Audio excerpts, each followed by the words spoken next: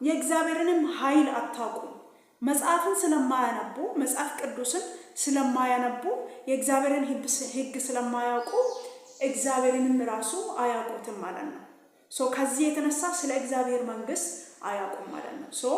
መጀመሪያ ማወቅ ያለብን ማለት ነው የእግዚአብሔርን ቃል ነው። እግዚአብሔር የጻፋቸውን ሕግ ነው። ባለፈው በምሳሌ ሊያስረዳችሁ ሞክሬያለሁ።